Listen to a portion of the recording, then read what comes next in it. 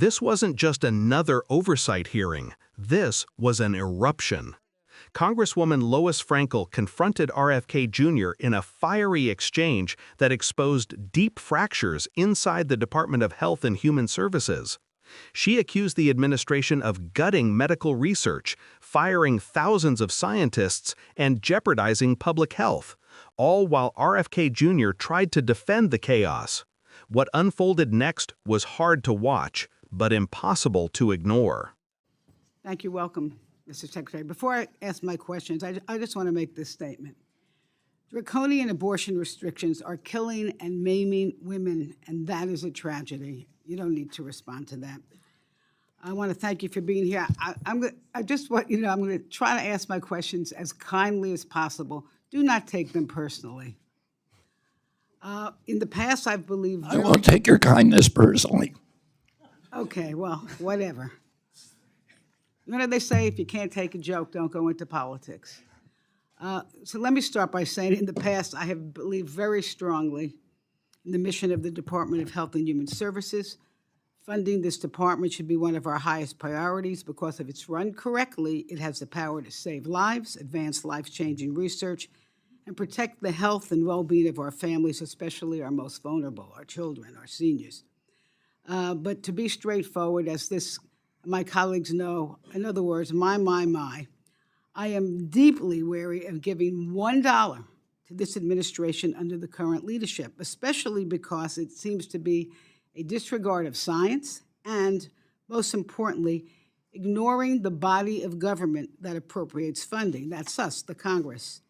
In just a few short months, we've seen a level of chaos and destruction. I compare it to a tornado hitting a populated community.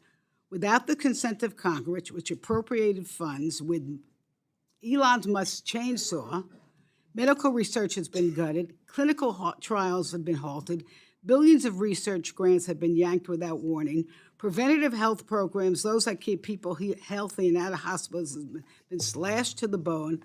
And I'm from Florida, where we have one of the largest senior populations in the country, and I'm particularly alarmed. Alzheimer's, cancer, heart disease, these are not abstract concerns. Research has been stopped. These are everyday fears of millions of Americans, including my own constituents. And so we've seen the firing of thousands of scientists and other professionals. All this to give tax breaks to our healthiest or wealthiest citizens, who are also probably our healthiest citizens. And to me, that is unconscionable and dumb. So this should not be a partisan issue, really, because it doesn't matter what political party you are. People want to and should be healthy, but the Trump administration, ideological dismantling of our public infrastructure must go in a different direction for me to vote for your budget. Now I have a few questions for you. I think you said that the decision for all these cuts was done by a varied amount of people. Were any of the cuts made before you were sworn into office? Were you handed? Do you remember that? Were people fired before you was? All right. Well, what did you say? I think so, but I can't tell you. Okay. Let me ask you this: was any member of Congress or anyone on this committee consulted before the cuts were made? And could you tell me who you talked to here? I mean, I stayed pretty close touch with Bill Cassidy during. Okay, well, I'm asking if anybody here, because you're here. You're asking us for money. We appropriated the funds. Did you talk to any of us, Democrat, Republican? You know what? There are actually some very bright Republicans, I will say that, on both sides of the aisle. So the answer to that question is no. So your decisions, were they based on merit or generated by an algorithm? Did somebody get Elon Musk's computer and say, okay, just make 20% cuts? You know, I mean, I disagree with your entire characterization. It was like the recitation of a narrative that, you know, everybody knows out there, and it's the Democratic Party narrative. I'm just asking you a question. It's just not true. We weren't cutting thousands of scientists. All right, we weren't cutting clinical trial. I mean, everything you said was essentially dishonest. All right, that's my point. And don't take that personally. So don't take it personally, Mr. Secretary. How many employees have been let go so far? Excuse me? How many employees have been let go so far from your? About 10,000 left, took the fork in the road, about 10,000 more. And how many are on administrative leave now, waiting to be fired in June? Well, that would be the second 10,000. Okay, so, and are they currently being paid? Yes. Yeah, so they're being paid to do nothing. Well, there's a lot of them are supposed to be coming in still. But they're coming in to do nothing because they're not allowed to work. Oh, no, we want them working. Are you empowered to reverse these decisions? Yes. You are, okay. And how was the 15% indirect research cost cap decided? 15%. Research, there's now a 15%. That's pretty much about 2 to 3 points above industry standards. So we were just, I mean, if you're the Gates Foundation and you give a scientific grant to Stanford, you're giving them a 10% indirect research. So you base this on the Gates Foundation? All of the Rockefeller Foundation, all of the other foundations that give to biomedical research. One more question. You're asking me a question, but you won't let me answer it, Congress. You've done very well, very, very well.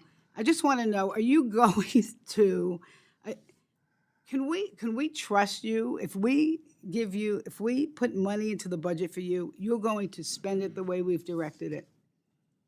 Yes, that's Really? what the law requires. Okay, thank you. I yield back. This exchange between Lois Frankel and RFK Jr. was tense, emotional, and brutally revealing.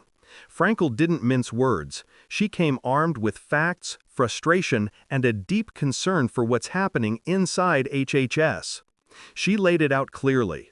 When you gut medical research, halt clinical trials, and fire thousands of scientists, you're not just cutting costs, you're cutting lives. What she exposed here isn't just bureaucratic mismanagement, it's a crisis. Alzheimer's, cancer, heart disease, these are not abstract topics. They are daily realities for millions of Americans, and now the programs meant to fight them are being stripped away. Frankel made it clear, this isn't about party lines, it's about human lives and accountability.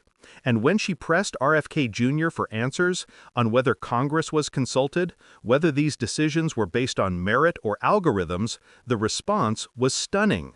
Tens of thousands of employees fired or left in limbo. Programs dismantled without oversight.